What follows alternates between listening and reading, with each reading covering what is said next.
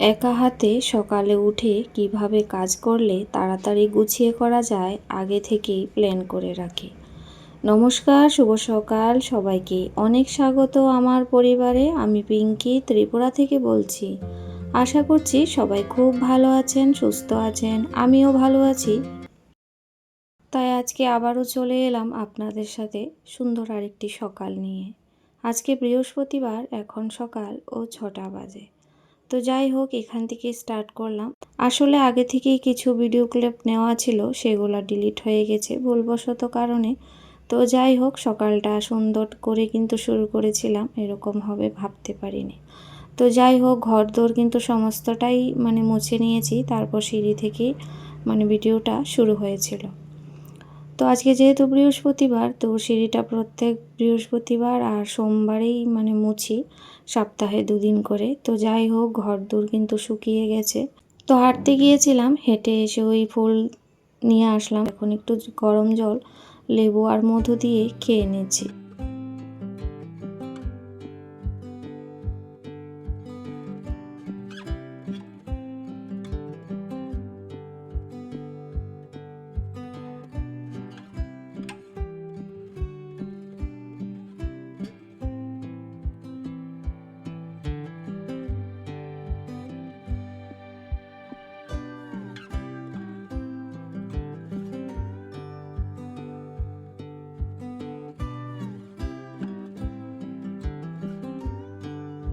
ঘুম থেকে ওঠার পর ঠাকুরকে প্রণাম করে কিন্তু দিনটা শুরু করি আমরা প্রত্যেকেই। তো যাই হোক, তারপর সকালের কাজ তো হয়ে গেল। এখন স্নান করে নিয়েছি, আর কালকের এই বেডশিটটা কাচার ছিল, সেটা এখন কেচে নিয়েছি। আসলে আগে থেকেই যদি কাজগুলা একটু ভেবেচিন্তে করা যায়, তাহলে কিন্তু বেশ সময় হাতে থাকে আর কাজগুলি বেশ সুন্দর হয়। যে কোনো কাজ আগে থেকে যদি পরিকল্পনা করে করা যায়, সেই কাজটা কিন্তু সবসময় পারফেক্ট হয়। আসলে এই যে ব্লগ করি আমরা প্রতিদিন, এত কাজের মাঝেও ভিডিও শ্যুট করা, এটা কিন্তু একটা মুখের কথাও নয়। যারা করে তারাই জানে, আর যারা দূর দূরান্ত থেকে ভিডিওটি দেখে, হয়তো তাদের সেইটুকু কিন্তু বোঝা সম্ভব নয়। তো যাই হোক, আমরা গৃহিণীরা ঘরে থেকে যারা ব্লগ করি, বাইরে না গিয়ে, এটা কিন্তু একটা ছোট্ট একটা ইনভেস্ট করার জন্যই। তো যাই হোক, সবার তো আর সব কিছু পূর্ণ হয় না, কিন্তু চেষ্টা সবাই কিন্তু আমরা চালিয়ে যাই। তারপর এখানে ছাদে কিছু ফুল, বেলপাতা, দূর্ব সব কিছু কিন্তু তুলে নেব। তো যেটা বলছিলাম, আসলে যে কোনো কাজ আগে থেকে যদি পরিকল্পনা করি, তাহলে কিন্তু কাজটা সুন্দর হয়। এই যে ব্লগটা বানাবো ভেবেছিলাম, সকাল থেকে খুব সুন্দর ভিডিও একটু একটু করে শ্যুট করেছি। তো সেইগুলো তো ভুলবশত কারণে ডিলিট হয়ে গেছে। তো সেই জন্য মনটা খারাপ হয়ে গেল যে ভিডিওটা কোথায় থেকে শুরু করব ভেবে চিন্তে করেছিলাম, আর কি হলো।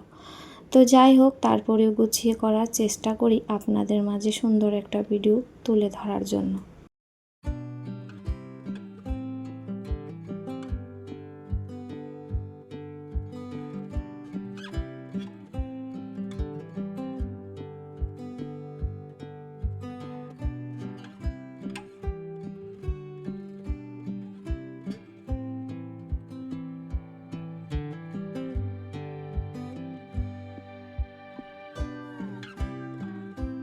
তো পুজো দেওয়া আগেই কমপ্লিট হয়ে গেছে। এখন পুজো দিয়ে তারপর কিন্তু পর্দাটা দিয়ে রাখি, দিয়ে গিয়ে একটু বাইরে অপেক্ষা করি। তারপর এখন কিন্তু ধূপ ধুনো দিয়ে আবার আসনটা নামিয়ে নেব, বাসনগুলো নামিয়ে জল দিয়ে ধুয়ে আবার রেখে দিই।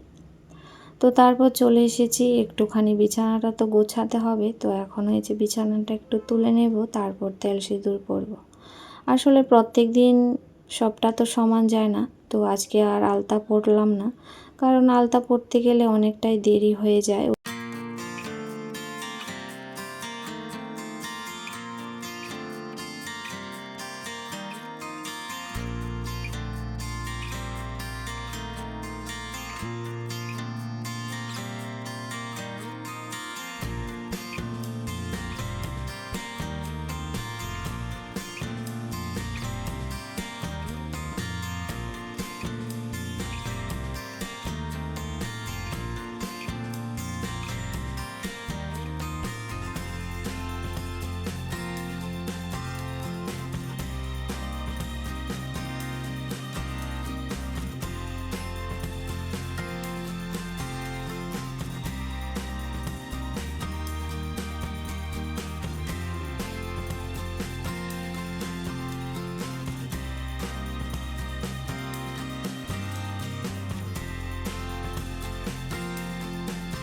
আসলে সকাল থেকে এত হাজারো কাজ থাকে না, সমস্ত কিছু তো আর সবাই বলতেও পারে না, সমস্ত কিছু দেখানোও যায় না।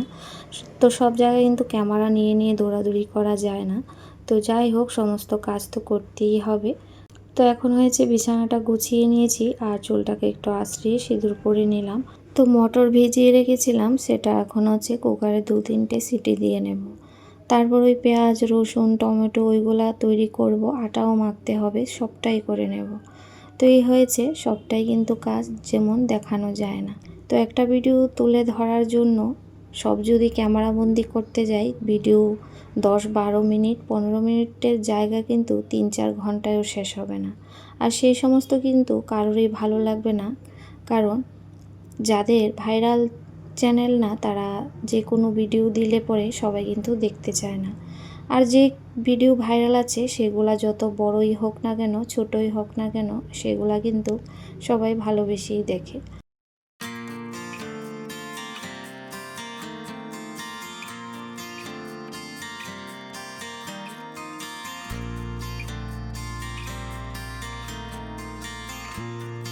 তো আমার হয়েছে ছোট্ট একটা চ্যানেল, তার মধ্যে যে কজন পরিবারের বন্ধুরা আছে তারাও আমাকে খুব ভালোবেসে দেখে, কারণ অনেক পুরনো বন্ধু আছে কিন্তু চলে গেছে আর এখন কেউ সাথে নেই।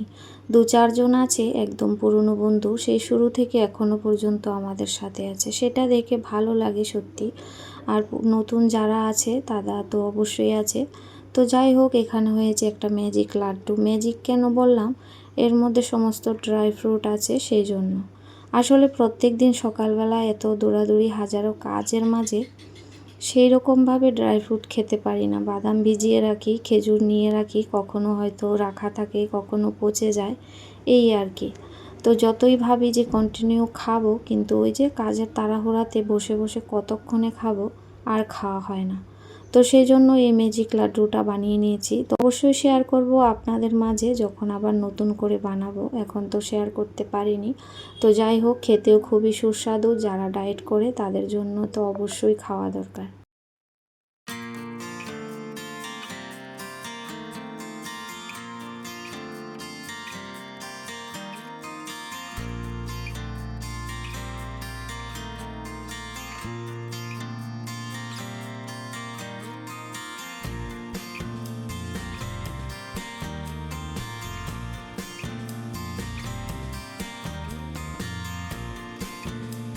তো প্রতিদিন ভাবি যে রাতের বেলা আটাটা মেখে রাখবো, আর রাতে কাজের পরে খাওয়া দাওয়া সেরে বাচ্চার বই পড়ানো, সেসব মিলিয়ে আর ইচ্ছেই করে না, ইচ্ছাটা যেন মরে যায় রাত্রিবেলা কাজ করার জন্য। তো যাই হোক, সকালবেলা যখন মাখি একটু বেশি করেই মাখি। তো প্রতিদিন তো আর আটা রুটি খেতেও ভালো লাগে না, কিন্তু মাঝে মাঝে মনে হয় যে অন্য কিছু বানাই।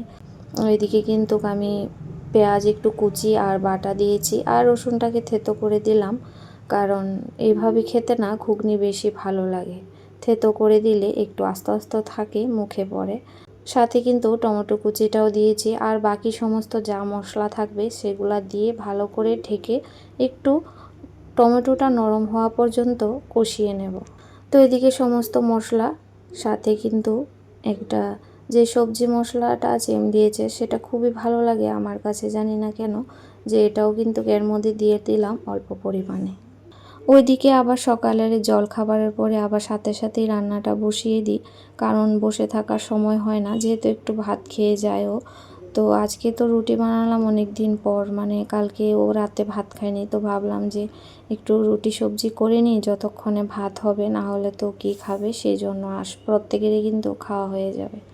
আসলে অনেক বছর ধরেই সকালবেলাটা আর ভাত খেতে ইচ্ছে করে না, খাওয়ার অভ্যাসটাও চলে গিয়েছে, আগে তো খেতাম। 3 বেলা এখন ভাত খেতে একদমই ভালো লাগে না। তো সেই জন্য সকালবেলা মানে রুটি হয়, যাই হয় নাস্তাতে সেটা খেয়েই থাকি।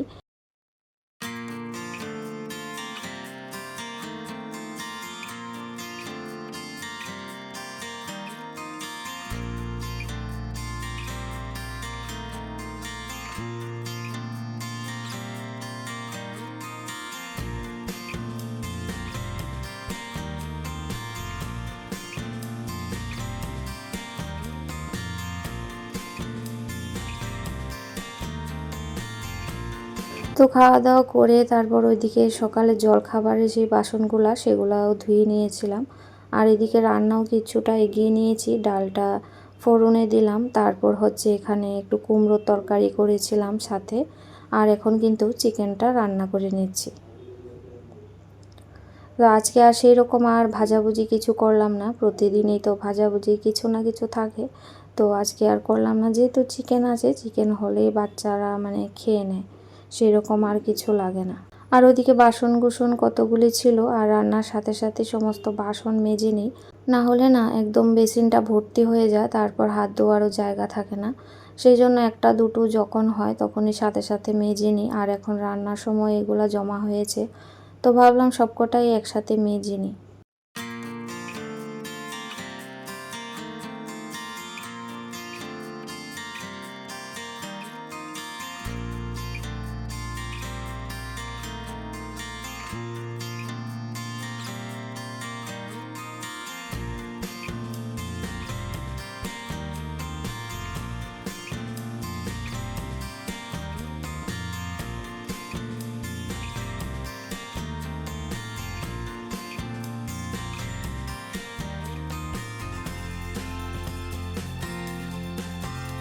তো বন্ধুরা, আমার ভিডিওটির কোনো অংশ আপনাদের যদি ভালো লেগে থাকে তবে চ্যানেলটিকে সাবস্ক্রাইব করে একটা লাইক করে দেবেন, আর পাশে থাকা বেল আইকনটিকে প্রেস করে দিবেন।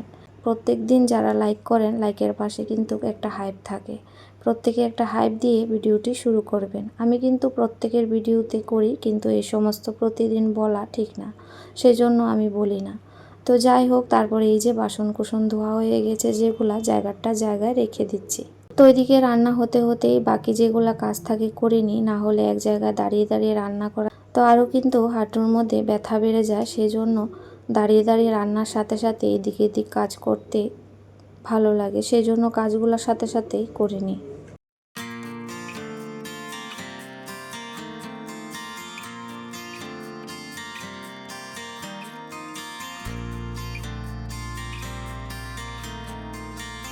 তো ওইদিকে হচ্ছে বাসনগুলা মেজে তারপরে এই যে দুপুরে যে খাওয়া হবে স্যালাড, লেবু, পেঁয়াজ এগুলো কিন্তু কেটে রেখে দিয়েছি। তো এগুলো সাথে সাথে কেটে না রাখলে খাওয়ার সময় কিন্তু একদম ইচ্ছে করে না যে কাটবো তারপর পাতে নেব, তখন আরও অলসতা কাজ করে। সেই জন্য রান্নার সময়ই যা থাকে মানে পেঁয়াজ, স্যালাড বা লেবু সমস্ত কিছু জোগাড় করে বাটির মধ্যে রেখে দিই। আর তেলের জারগুলো একটু ধুয়ে নিয়েছিলাম উপর থেকে, আর ঝুড়িটাকেও কয়েকদিন পর পর এভাবে ধুয়ে নিই, যেহেতু তেল পড়ে যায় ঢালার সময় একটু একটু করে। তো ওইদিকে রান্নার সাথে সাথে এই জায়গাটাও পরিষ্কার করে নিয়েছি, বাস রান্না করে কিন্তু অর্ধেকটা কাজ আমার এখানেই শেষ হয়ে গেছে। তো যাই হোক প্রিয় বন্ধুরা, আজকের মতো ভিডিওটি এখানে শেষ করছি। আগামী দিন আবারও আসবো নতুন আরেকটি ব্লগের সাথে। ততক্ষণ পর্যন্ত সবাই খুব ভালো থাকবেন, সুস্থ থাকবেন, এইভাবেই সাথে থাকবেন।